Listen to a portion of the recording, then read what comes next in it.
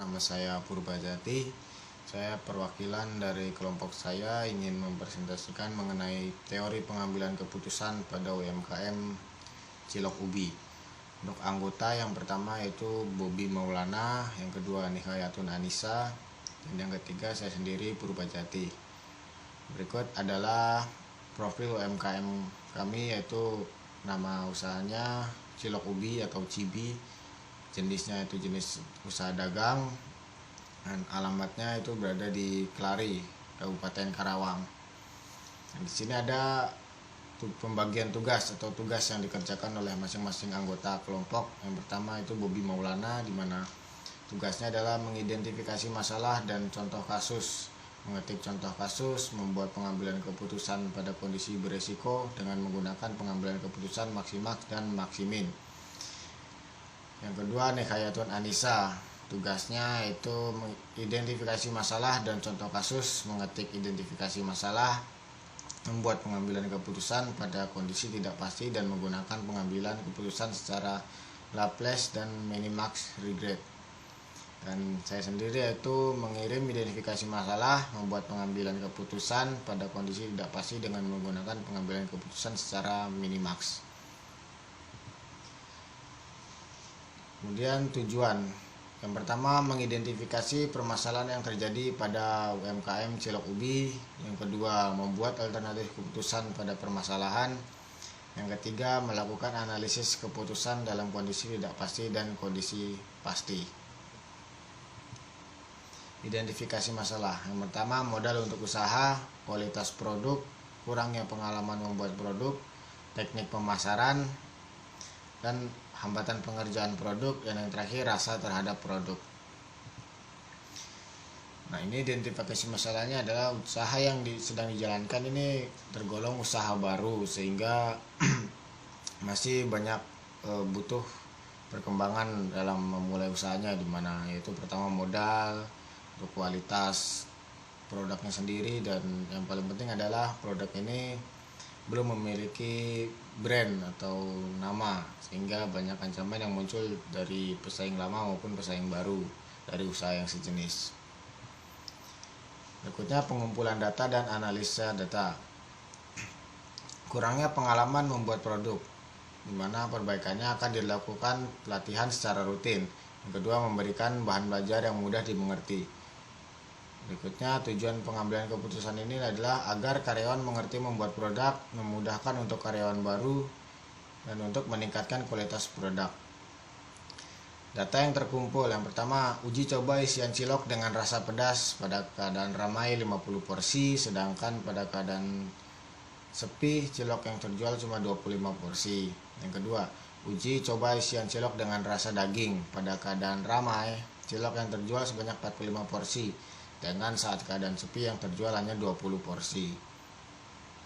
Yang ketiga, uji coba isian cilok dengan rasa coklat pada keadaan ramai terjual 35 porsi, sedangkan pada saat sepi hanya terjual 30 porsi. Dan yang keempat, pembuatan brand dengan nama Cilok Ubi. Pembuatan alternatif keputusan. Dari data uji coba tadi, maka ada keterkaitan antara masalah dan tujuan, di mana kurangnya rasa produk karena skill atau kemampuan memasak belum maksimal, perlu adanya pelatihan atau tahap uji coba. Alternatif solusi untuk pemecahan masalah. Yang pertama mengasah kemampuan atau skill memasak, kemudian melakukan percobaan berjualan dari pagi sampai sore dan sore sampai malam. Yang ketiga membuat percobaan terhadap rasa produk.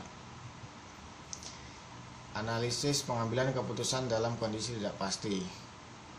Dari data yang terkumpul, maka diambil pengambilan keputusan secara maksimal, di mana alternatifnya itu ramai, alternatif cilok isian pedas, cilok isian daging, cilok isian coklat, dan state of nature-nya ramai dan sepi. Nah, dari data tersebut maka nilai maksimal dari cilok isian pedas yaitu 50, cilok isian daging 45, cilok isian coklat 35. Kemudian tabel dari pengambilan keputusan secara maksimin. Dari alternatif cilok isi pedas state of nature-nya dari saat ramai 50, sepi 30, maka maksimumnya itu adalah 30. Kemudian cilok isi daging pada saat ramai 45, saat sepi 20, maka maksimumnya itu 45. Cilok isi coklat pada saat ramai 35, dan saat sepi 30, sehingga maksimumnya adalah 30. Kemudian adalah pengambilan keputusan secara minimax. Cilok isi pedas pada saat ramai 50, saat sepi 25, nilai minimaxnya itu 50. Dan cilok isi daging pada saat ramai 45, saat sepi 20, maka nilai minimaxnya adalah 45. Cilok isi coklat pada saat ramai terjual 35, pada saat sepi 30, maka nilai minimaxnya adalah 30. Kemudian pengambilan keputusan secara Laplace. Cilok isi pedas saat ramai 50, saat sepi 25, itu 50 ditambah 25 dibagi 2 sama dengan 37,5 dan dibulatkan menjadi 38. Dan cilok isi daging, Laplace-nya itu 45 ditambah 20 dibagi 2 sama dengan 32,5 dibulatkan menjadi 33. Dan cilok isi coklat pada saat ramai 35 bungkus porsi, kemudian saat sepi 30 porsi, ditambahkan dibagi 2 sama dengan 32,5 dan dibulatkan menjadi 33. Pengambilan keputusan secara minimax regret, yaitu alternatif cilok isi pedas pada saat ramai 70, sepi 30, mana minimax regretnya itu 70. Cilok isi daging 50 saat ramai, saat sepi 45, minimax regretnya 50. Cilok isi coklat pada saat ramai 60, saat sepi 40, maka minimax regretnya 60.